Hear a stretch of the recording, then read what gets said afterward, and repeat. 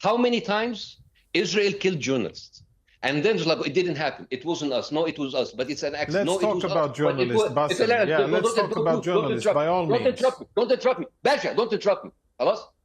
Like, it's not us. Let's talk about journalists, indeed, about Hamas. Let's talk about journalists. shut up. I didn't interrupt you. Shut the fuck up. Halas? So anyways, like, you have like don't journalists. Don't tell me to shut the fuck up, and don't use that language with me, Mr. Bassem. They have... Don't use that language with me. That language, and you're killing people. Malish, I'm so sorry if my language is hurting your feeling. Again, Malish, don't use that language with me. Try to keep it civilized. Do it for a second. Try to keep it civilized. Civilized. Okay, Habibi, mesh. In today's video, Bassem Youssef absolutely destroys Jonathan Conricus on the Piers Morgan show about Israel versus Palestine. What starts as a clash of narratives quickly turns into a powerful back and forth over war crimes, occupation, media bias, and a devastating toll on innocent civilians in Gaza. Bassem Youssef doesn't hold back, challenging the Israeli government's decades-long blockade, the bombing of hospitals and schools, and the moral cost of collective punishment. So let's dive in and watch how Bassem Youssef shuts down Jonathan Conricus in this heated debate on the Piers Morgan show. Anyways, like, let's talk about journalists. Let's talk about journalists. How many times they kill journalists? Right? And how many times they denied it, then say, like, it's Hamas, like, it was not us, it was a mistake. We will investigate. And let's talk about journalists back. Let's talk about Asa Winstanley, a British journalist in London. His house was raided by British police for writing and exposing Israeli war crimes, for exposing their claims on October 7th, for exposing the rape hoax. He debunked the rape hoax. He exposed the Hannibal Directive. This is a guy sitting in London talking about a foreign country, and he was raided by British police. So I want to ask everybody who cares about freedom of expression, including you, Piers, like, shouldn't you be worried that one of your nationals, a British journalist, he shares your same profession, to be raided by London police and his equipment taken away for writing about a foreign country? What does this tell you about England? What does this tell you about Israel? What does it tell you about the so-called freedom of expression in the West? Right? So this is the problem. Like, this is the problem of dealing with people. So let me ask you a question, Bassem. Let me ask you a question, because I've given Jonathan a hard time. I think he's deserved it after some of the things he said. And let me give you a different type of question. The Israelis say, and have said from the start, all that has to happen is Hamas release the remaining hostages. And they have steadfastly refused to release the people that they kidnapped on October the 7th, 2023. Why don't they release the hostages? And do you condemn them for not releasing them? You see, this is the problem. Is that going hard on him, Piers? Really? Do you condemn Hamas? Seriously? Your voice is annoying. Stop. Your voice so is yours, but that's okay. Maybe. But I manage. I know. But you know what? People pay to come to my shows. They won't pay to come to yours. Anyways, so here's the... I'm not going to go into a pissing contest with who's a better comedian. Because you will lose. You can have that title. You can be a satirican. You will definitely lose. All right, can you answer my question? Okay, so here's the thing. Let's talk about credibility. Like, this is what Israel claims. Why would I believe anything that Israel says? Piers, did you ask him a question, or is this another monologue? Yeah, I do want an answer to the question, Bassem. I think that's only fair, right? I mean, it's a very straightforward question. I'm telling you, this is Israel claims. Why do I believe a liar? Israel has lost its... Israel has... Well, you don't dispute there are still hostages, do you? Or do you? Yeah. These negotiations have fallen many times within the government because people inside the Netanyahu government didn't went through... Yeah, but that wasn't the question I asked you. You have testimonies from... but hang on, Bassem, that wasn't the question I asked you. I simply said, why haven't they released the hostages? And do you... Well, you can ask Hamas well, hang on, let me remind you, and do you condemn Hamas for not releasing them? Oh, my God. You condemn Hamas. You could... Yes, I condemn Hamas. This is great. Even if they have hostages, even if Hamas was a vampire sucking baby's blood, what is happening there is not justifiable. From the jump, Bassem Youssef challenges Israel's long history of dodging accountability, especially when it comes to targeting journalists. He calls out the repeated denials, followed by half-hearted investigations that led nowhere. And he doesn't just keep it general, he brings in real examples, like British journalist Asa Winstanley, whose London home was raided for debunking Israeli disinformation. Let that sink in. A journalist raided in a so-called democracy for exposing war crimes by a foreign power. If that doesn't set off alarm bells about press freedom, I don't know what does. And when Piers Morgan presses Bassem Youssef on hostages, he doesn't dodge the question. He calls out Netanyahu's far-right coalition, which has repeatedly tanked ceasefire talks to stay in power.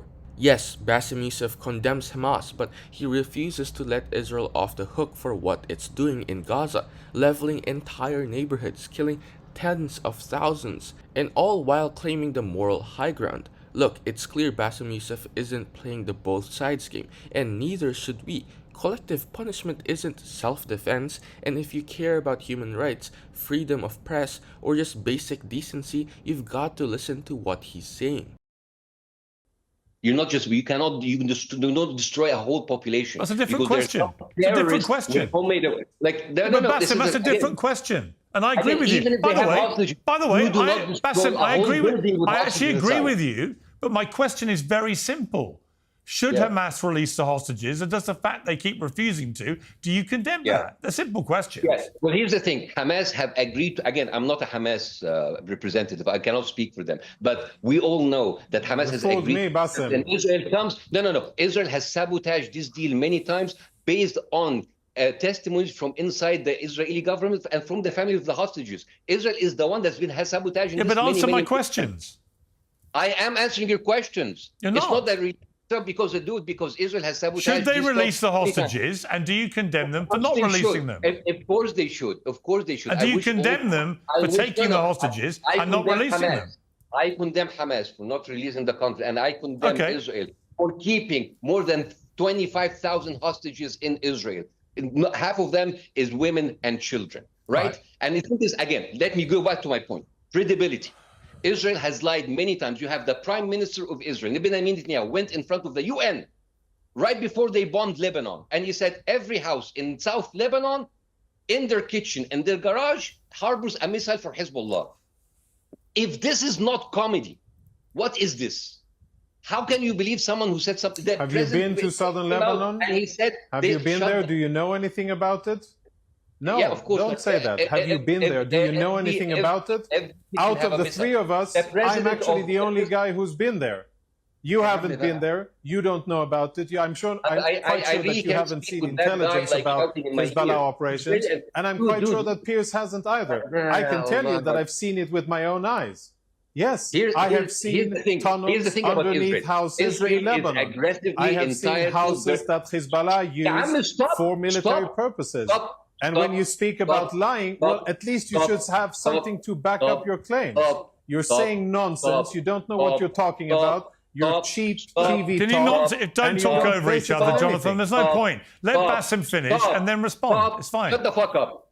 All right, finish your point, Bassem, and let Jonathan respond. That's a fragile, always deeply hurt state. While doing that, they're doing that while holding the gun. Israel is what happens when you give a very advanced military to a Karen. Actually, he looks like a Karen. He looks like the male Scandinavian version of a Karen. Actually, he looks like he swallowed the Karen. But Israel is the only place where you can bulldoze a house and then sue you for scratching the tent. While Jonathan Conricus tried to deflect criticism and rely on talking points about Hamas and hostages, Bassem Youssef made one thing crystal clear. Both sides should be held accountable, but only one side is systemically destroying a civilian population with one of the most powerful militaries on earth. And he's right. While the media hyper-focuses on Hamas, Israel is detaining over 25,000 Palestinians, including women and children, without trial or charge. And Bassem Youssef's point about credibility, it hits hard. Israel has a documented history of targeting journalists, lying about civilian casualties, and making outlandish claims like Netanyahu's infamous "every house in South Lebanon has a missile in the garage" speech at the UN. That's not intelligence, that's propaganda. Meanwhile, Jonathan Conricus goes off about tunnels and military targets, but What Bassem Youssef exposes is how that narrative is used to justify mass slaughter. Israel isn't just going after Hamas, it's leveling entire neighborhoods, bombing refugee camps, and using an AI targeting system that admits to prioritizing high kill yield. And Bassem Youssef didn't shy away from the hostage question either. He condemned Hamas and pointed out something the mainstream rarely does. Israel has repeatedly sabotaged ceasefire deals, as confirmed by Israeli officials and hostage families themselves. This wasn't just a debate, it was a reality check. But dude, everybody knows that you're lying. Your neighbor knows that you're lying. Your barista knows you're lying. Even your GPS avoids your house because of the sting that comes from your vicinity. Everybody knows you're lying. Well, I would say this. All right, let me jump in. Pathologically lying. Okay, let me put it this way. You know what, Jonathan? You're perfectly entitled to not care what I think about any of this or what Bassem Youssef has to say about it, because obviously he has passionate views on the other side of this. And I've changed my views, as you know. I've said this to you very clearly. But I'm not the only one. What would concern me right now, if I was Israeli or Jewish, actually, is if I read Thomas Friedman's column, which was very powerful, and I urge people to read it today on the New York Times website. If I saw that the UK, Australia, Norway, Canada, New Zealand have sanctioned 2 members of the Israeli government for repeated incitements of violence against Palestinian communities, if 2 former prime ministers, one, Ehud Olmert, said enough is enough, Israel's committing war crimes. Ehud Barak, choosing a war of deception, would write a new chapter in the March of Folly. The war is a misleading smokescreen that purports to be a campaign for the country's security and future, while in actuality it's a political war. You've got your own former prime ministers, you've got Jewish columnists, you've got 5 allies, and they're all being increasingly critical of what this Israeli government is doing. Why does that not concern you? So let's address that. First, let's characterize the countries that are part of that. Norway is not an ally. Norway has been really the tip of the most extreme part in Europe. Let's take the UK. Propagating for a Palestinian state at all costs. I will. And as I said in the beginning, I am indeed worried. I'm saddened by it. I think that it is a wrong decision.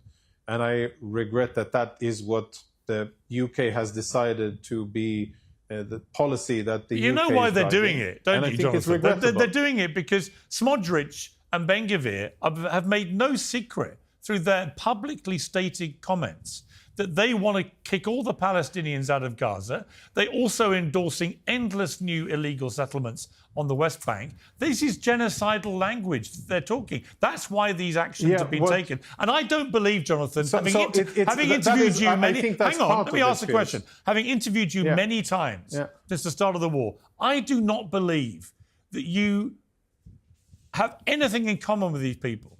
I just think you instinctively know what they're saying and what they are planning to do is wrong.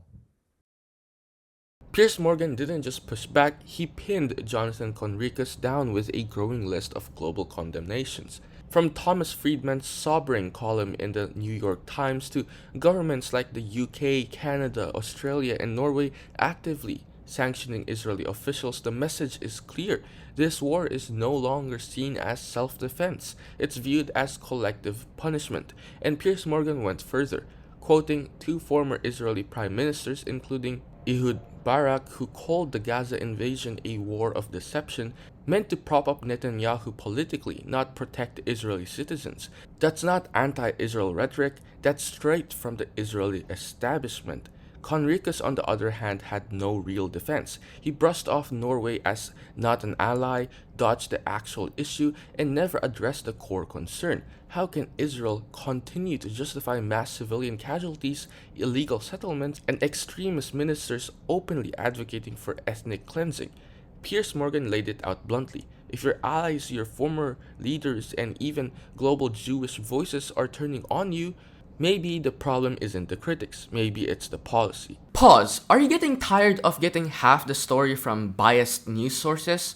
One outlet says one thing and another says the complete opposite. How are you supposed to know what's actually true? That's where ground news comes in. It lets you compare how different media outlets, left, right, and center are covering the same story. So you can see the full picture instead of just the echo chamber. And here's the best part. Click the link in the description and get 40% off the Vantage tier, which gives you even deeper insights into media bias and political trends. Stay informed, think for yourself, and check out Ground News in the description down below.